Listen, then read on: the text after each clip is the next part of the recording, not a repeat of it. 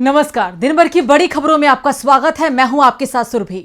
आज इस बुलेटिन में बात होगी कांग्रेस की न्याय यात्रा के ऐलान की, लोकसभा चुनाव को लेकर कांग्रेस हाईकमान के राज्य के नेताओं के साथ मंथन की, बात करेंगे इंडिया गठबंधन में शामिल होने के लिए बीएसपी की तैयारी की, एनडीए को लगने वाले बड़े झटके की, जानेंगे बीजेपी सरकार में हुए बड़े घोटाले के खुलासे की, और बुलेटिन के आखिर में देखेंगे कि जाने माने कार्टूनिस्ट इरफान की किस खबर पर पड़ी है तिरछी नजर। इसके अलावा और भी कई बड़ी खबरों से आपको करवाएंगे रूबरू, लेकिन तमाम बड़ी खबरों से पहले एक नजर सुर्खियों पर। राम मंदिर के प्राण प्रतिष्ठा कार्यक्रम में नहीं जाएंगे लालू यादव, नीतीश और ममता बनर्जी। सीताराम येचुरी पहले ही कर चुके हैं इनकार। 22 जनवरी को राम मंदिर का होगा उद्घाटन। विपक्ष के पीएम फेस पर कांग्रेस नेता जयराम रमेश का बड़ा बयान, कहा पीएम पद के चेहरे की घोषणा तुरंत नहीं की जानी चाहिए, हम चुनाव के नतीजे का इंतजार करेंगे। तेलंगाना सीएम रेवंत रेड्डी ने केसीआर पर चुटकी ली, कहा सत्ता वापसी की उम्मीद में खरीदी 22 नई गाड़ियां। बढ़त के साथ बंद हुआ शेयर बाजार, सेंसेक्स 701 अंक की तेजी के साथ 72,119 के स्तर पर बंद, निफ्टी 213 अंकों की तेजी के साथ 21,654 के स्तर पर बंद। ये तो थी सुर्खियां, और अब बात आज की सबसे बड़ी खबर की। 30 जनवरी को कश्मीर पहुंचकर भारत जोड़ो यात्रा समाप्त हुई थी। कन्याकुमारी से शुरू हुई ये यात्रा के समापन होने के बाद से ही राहुल गांधी से पूर्व से पश्चिम की यात्रा करने की मांग हो रही थी, और अब करीब 1 साल बाद राहुल गांधी इस मांग को पूरा करने के लिए तैयार हो गए हैं, और इस बार यात्रा का नाम भारत न्याय यात्रा दिया गया है। तो कहां से कहां तक निकाली जाएगी ये यात्रा, देखिए ये रिपोर्ट। भारत जोड़ो यात्रा के बाद अब राहुल गांधी भारत न्याय यात्रा निकालेंगे। ये यात्रा भारत जोड़ो यात्रा से 1.5 गुना से भी ज्यादा दूरी तय करेगी। भारत जोड़ो यात्रा करीब 4000 किलोमीटर की थी, तो भारत न्याय यात्रा 6200 किलोमीटर का सफर तय करेगी। यात्रा की शुरुआत 14 जनवरी को मणिपुर से होगी और 20 मार्च को मुंबई पहुंचकर समाप्त होगी। इस दौरान ये 14 राज्य और 85 जिलों को कवर करेगी। राहुल गांधी बस से और पैदल 6200 किलोमीटर से ज्यादा की दूरी तय करेंगे, यानी भारत जोड़ो यात्रा की तरह इस बार भी पूरी यात्रा में वो शामिल रहेंगे। जिन राज्यों से ये यात्रा निकलेगी उनमें मणिपुर, नागालैंड, असम, मेघालय, पश्चिम बंगाल, बिहार, झारखंड, ओडिशा, छत्तीसगढ़, उत्तर प्रदेश, मध्य प्रदेश, राजस्थान, गुजरात और महाराष्ट्र शामिल हैं। कांग्रेस महासचिव केसी वेणुगोपाल और जयराम रमेश ने भारत न्याय यात्रा को लेकर मीडिया से बातचीत करते हुए कहा कि न्याय यात्रा को पार्टी अध्यक्ष मल्लिकार्जुन खड़गे इम्फाल में हरी झंडी दिखाएंगे।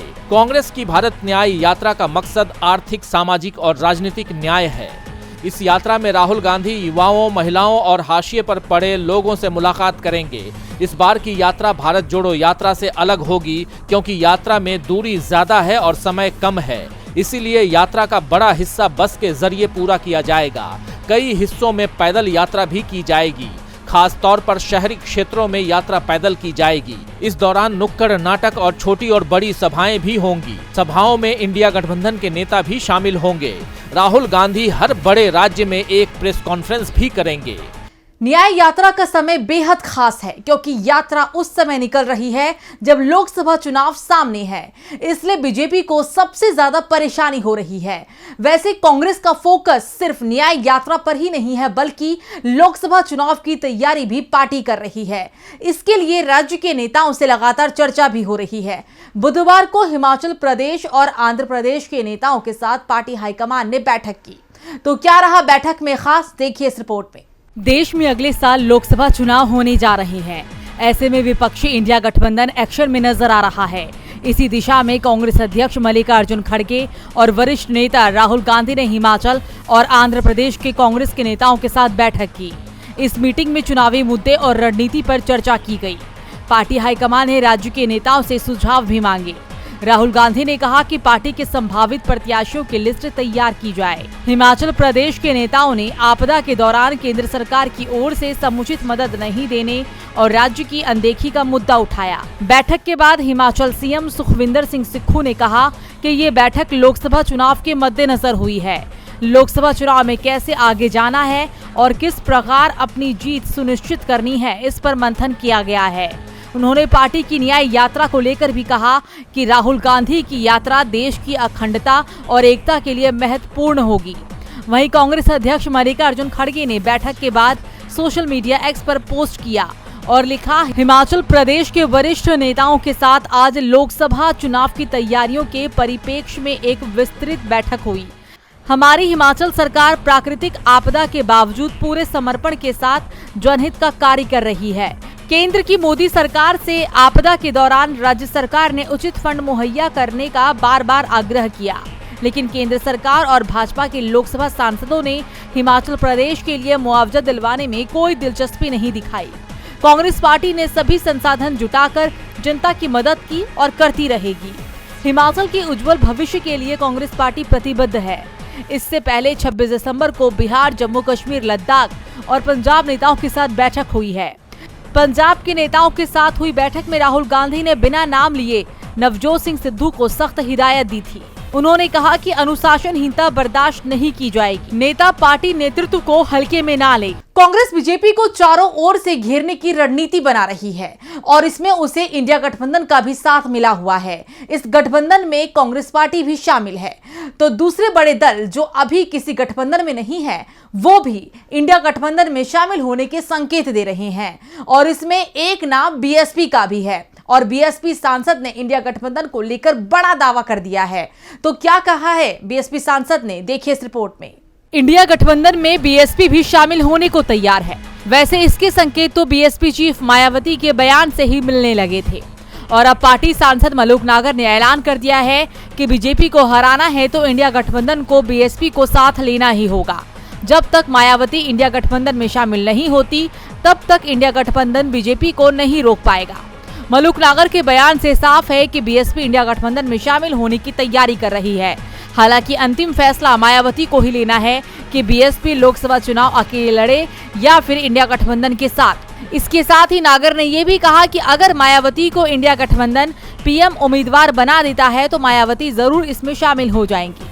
अगर देखा जाए तो मायावती के बयान भी अब जो संकेत दे रहे हैं वो बीजेपी की परेशानी बढ़ा रहे हैं।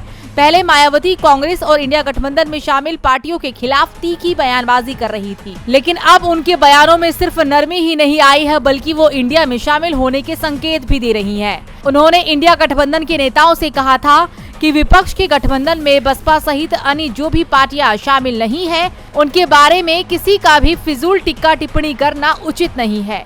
मेरी उन्हें सलाह है कि वो इनसे बचे, क्योंकि भविष्य में देश में जनहित में कब किसको किसकी जरूरत पड़ जाए कुछ भी कहा नहीं जा सकता। यानी मायावती भी ये मान चुकी है कि देश हित में बीएसपी को इंडिया की जरूरत है और अब उनकी पार्टी के सांसद ने भी साफ कर दिया है कि बीएसपी इंडिया में शामिल हो सकती है।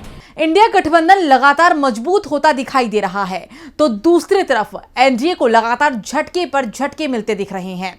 गठबंधन में शामिल कई दल नाराज हैं, वो एनडीए छोड़ने के संकेत दे रहे हैं और अब बीजेपी को जो झटका लगने वाला है वो राज्य है बिहार, जहां पार्टी पहले से ही मुसीबत में थी और अब उसका एक साथी अब गठबंधन छोड़ने के संकेत दे रहा है। तो किस दल का एनडीए से हुआ है मोहभंग, देखिए ये रिपोर्ट। लोकसभा चुनाव से पहले बिहार में सियासी हलचल तेज हो गई है। सियासी गलियारे में इस बात की चर्चा तेज है कि बिहार में एनडीए को बड़ा झटका लग सकता है। सूत्रों की माने तो कभी नीतीश के करीबी रहे रालोजद प्रमुख उपेंद्र कुशवाहा की 1 साल के भीतर जदयू में वापसी की तैयारी है। नीतीश कुमार के कंधे और बिहार में इंडिया गठबंधन को मजबूत करने के लिए कुशवाहा जल्द जदयू का दामन थाम सकते हैं। हालिया कुछ दिनों में उपेंद्र कुशवाहा और जदयू के नेताओं के बीच कई राउंड बैठक हुई है, लेकिन उपेंद्र कुशवाहा नीतीश कुमार का भरोसा चाहते हैं। दरअसल उपेंद्र कुशवाहा को भी एहसास हो चुका है कि बिना नीतीश कुमार के सहयोग के उनके लिए बिहार की राजनीति में टिकना मुश्किल है। उनकी पहचान एक कास्ट लीडर के रूप में है। वो भले ही सीट नहीं जीत पाए, लेकिन उनके साथ 2-3% वोट माना जाता है, जो किसी के भी समीकरण बिगाड़ने की ताकत रखता है। कुशवाहा अकेले दम पर जब भी चुनाव लड़े 2.5% वोट हासिल करने में सफल रहे, जिससे माना जा रहा है कि कुशवाहा अगर जेडीयू में जाते हैं तो इसे एनडीए को बिहार में बड़ा झटका माना जाएगा। बताते चले कि उपेंद्र कुशवाहा 2 बार पहले भी नीतीश कुमार का साथ छोड़ चुके हैं। बीजेपी की परेशानी सिर्फ उसके सहयोगी ही नहीं बढ़ा रही हैं बल्कि पार्टी के नेताओं के बयान भी उसे परेशान कर रहे हैं। और अब कर्नाटक में बीजेपी विधायकों ने तो वैसा दावा कर दिया है कि पार्टी बुरी तरह से घिर गई है, क्योंकि बीजेपी विधायक ने कांग्रेस के उन आरोपों पर मुहर लगा दी है जिसमें कांग्रेस ने कर्नाटक की पहले की बीजेपी की सरकार को 40% कमीशन की सरकार बताया था। तो क्या है पूरी खबर, देखिए ये रिपोर्ट। कर्नाटक विधानसभा चुनाव में 40% कमीशन की सरकार जैसे नारे कांग्रेस की ओर से लगाए गए थे। अब इस नारे को बीजेपी के विधायक ने समर्थन दे दिया है और इसे सही बता दिया है। दरअसल बीजेपी विधायक बसनगौड़ा पाटिल यतिनाल ने अपनी ही पार्टी को चेतावनी दी है कि अगर उन्हें पार्टी से निकाला गया तो कोविड-19 महामारी के दौरान बीएस येदियुरप्पा की अगुवाई वाली कर्नाटक की बीजेपी सरकार में हुए 40,000 करोड़ रुपए के घोटाले को सार्वजनिक कर देंगे। बीजेपुर के बीजेपी विधायक बसनगौड़ा पाटिल यतिनाल ने कहा कि मैं उन लोगों के नाम बताऊंगा जिन्होंने कोरोना महामारी के दौरान घोटाले किए और अकूत संपत्ति बनाए। कोरोना की पहली लहर में बीएस येदियुरप्पा मुख्यमंत्री थे, उस समय 40,000 करोड़ रुपए का घोटाला हुआ है। उस समय हर एक कोरोना मरीज के नाम पर 8 से 10 लाख रुपए का बिल बनाया गया था। भाजपा नेता बसनगौड़ा पाटिल ने धमकी भरे अंदाज में कहा कि उस समय हमारी सरकार थी, लेकिन इससे कोई फर्क नहीं पड़ता कि सत्ता में किसकी सरकार थी, चोर तो चोर है। वहीं बीजेपी विधायक के आरोपों का जवाब देते हुए सीएम सिद्धारमैया ने सोशल मीडिया एक्स पर कहा कि बीजेपी विधायक बसनगौड़ा का ये साहसिक आरोप है कि येदियुरप्पा के नेतृत्व वाली बीजेपी सरकार में कोविड के दौरान 40,000 करोड़ रुपए का भ्रष्टाचार हुआ। उनके आरोपों ने हमारे पहले के सबूतों को और भी पुख्ता कर दिया है, जिसमें हमने आरोप लगाया था कि भाजपा सरकार 40% कमीशन की सरकार थी। सीएम सिद्धारमैया ने आगे भी कहा कि अगर हम भाजपा विधायक बसनगौड़ा के आरोपों पर विचार करें तो ऐसा लगता है कि भ्रष्टाचार हमारे अनुमान से 10 गुना अधिक है। भाजपा के मंत्रियों का समूह जो हमारे आरोप पर चिल्लाते हुए बाहर आया था और विधानसभा में प्रेस कॉन्फ्रेंस कर रहा था, वो अब कहां छिपे हुए हैं, ये सवाल भी उन्होंने दाग दिया। अब आपको बता दें कि भाजपा विधायक ने कहा कि येदियुरप्पा सरकार ने कोविड के समय 45 रुपए के मास्क के लिए 485 रुपए का भुगतान करने के लिए लोगों को मजबूर किया, जिसकी कीमत 10 गुना से अधिक बढ़ गई। बीजेपी विधायक ने यह भी कहा कि कोरोना के दौरान बीजेपी सरकार ने 45 रुपए के मास्क के लिए 485 रुपए तय किए। बेंगलुरु में 10,000 बेड भी तैयार किए गए, इसके लिए 10,000 बेड किराए पर लिए गए। अगर उन्होंने उस पैसे से बेड खरीदे थे तो कितने हजार करोड़ रुपए हैं, क्या उन्होंने लूटा है? मैं विधानसभा में बीएस येदियुरप्पा को ये बात बताई। जब मैं कोरोना पॉजिटिव हुआ तो मणिपाल अस्पताल में उन्होंने 5,80,000 रुपए ले लिए। गरीब लोग इतने पैसे कहां से देते हैं? वो मुझे नोटिस देंगे और मुझे पार्टी से निकालने की कोशिश करेंगे तो मैं उन सभी को बेनकाब करूंगा। सच कहा जाए तो सभी को डर में रखा जाना चाहिए। अगर हर कोई चोर बन जाएगा तो राज्य और देश को कौन बचाएगा? 40,000 करोड़ का घोटाला अभी तो सिर्फ आरोप है, जल्दी सबूत भी सामने आ सकते हैं, लेकिन सवाल ईडी कहां है? ईडी की साख पर तो पहले से ही तमाम सवाल लगे हुए हैं और अब मोदी सरकार के मंत्री ने अपने विधायक की ही साख पर सवाल उठा दिए हैं। केंद्रीय मंत्री ने बीजेपी विधायक को जमीन पर अवैध करने वाला बता दिया है और जिस केंद्रीय मंत्री ने ये आरोप लगाए हैं वो भी अपने इतिहास को लेकर बहुत कुछ कह चुके हैं। तो क्या है पूरा मामला, देखिए रिपोर्ट। लोकसभा चुनाव से पहले ही यूपी में बीजेपी नेताओं के बीच घमासान देखने को मिल रहा है।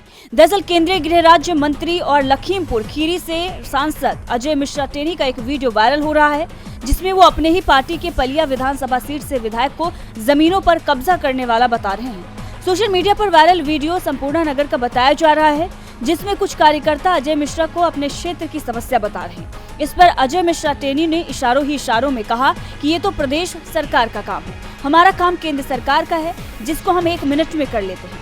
इसी बीच टेनी किसी को संबोधित करते हुए ये कहते हैं कि तुम यार साहनी, फिर भी तुम कुछ नहीं कहते हो। इसी बात पर वहाँ मौजूद सारे लोग जोर से हंसने लगते हैं। वायरल वीडियो में टेनी कहते हैं कि घर मकान कितने बना लिए, प्लॉट पर कब्जा करना, घर बनाना, उसमें देर नहीं लगती। वीडियो में टेनी ने बीजेपी विधायकों को सीधे सीधे जमीन पर अवैध रूप से कब्जे करने वाला बता दिया है।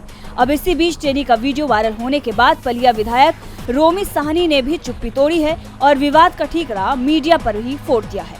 अजय मिश्र टेनी पहले से ही बीजेपी की परेशानी बढ़ाते रहे हैं। वैसे इस समय बीजेपी की सबसे ज्यादा परेशानी अगर किसी ने बढ़ाई है तो वो है पहलवानों का दबाव है। बीजेपी सांसद बृजभूषण सिंह के खिलाफ मोर्चा खोले बैठे पहलवानों का विरोध अब बीजेपी की नींद उड़ा रहा है।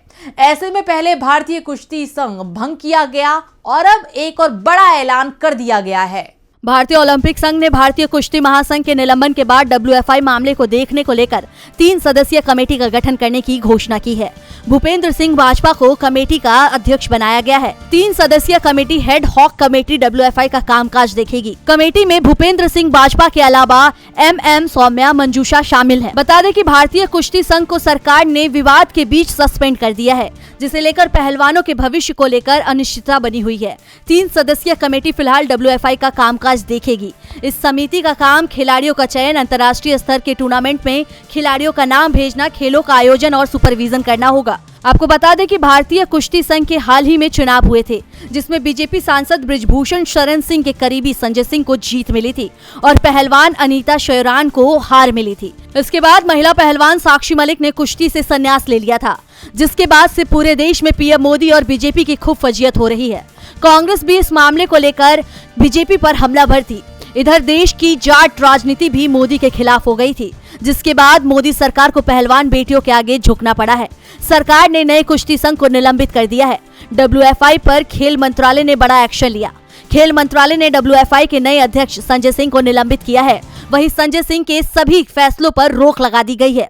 साथ ही नए कुश्ती संघ को रद्द कर दिया गया है। नए अध्यक्ष की मान्यता भी रद्द कर दी गई है। ओलंपिक पदक विजेता पहलवान साक्षी मलिक की कुश्ती से संन्यास की घोषणा और पहलवान बजरंग पूनिया के पद्मश्री सम्मान लौटाने का ऐलान कर दिया था। इतना ही नहीं, विनेश फोगाट ने भी पदक लौटाने को लेकर बड़ा बयान दिया है। उन्होंने कहा कि वो अपना मेजर ध्यानचंद खेल रत्न और अर्जुन अवार्ड वापस करने जा रही हैं। इसी बीच कांग्रेस सांसद राहुल गांधी हरियाणा के बहादुरगढ़ के गांव छारा पहुंचे। यहां उन्होंने अखाड़े में पहलवानों के साथ जोर आजमाइश की। राहुल ने ओलंपिक खिलाड़ी बजरंग पूनिया के साथ मैट पर कुश्ती की और उनसे कुश्ती के टेक्निक भी सीखे। और बुलेटिन की आखिर में देखते हैं कि जाने माने कार्टूनिस्ट इरफान की किस खबर पर पड़ी है तिरछी नजर।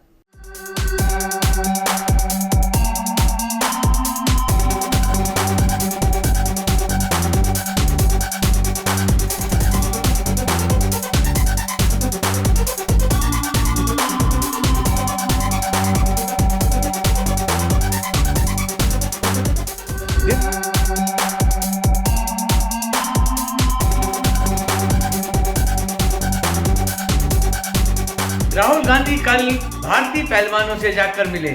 उन्होंने उनके साथ में दांव पैंच भी लगाए। क्या उन्होंने कोई ऐसा दांव भी सीखा जिससे वो 2024 के चुनाव को जीत लें? क्योंकि सारे ही दांव लगाते रहे वो सभी फेल हो जाएंगे, सिर्फ एक दांव के जो सबको मालूम है।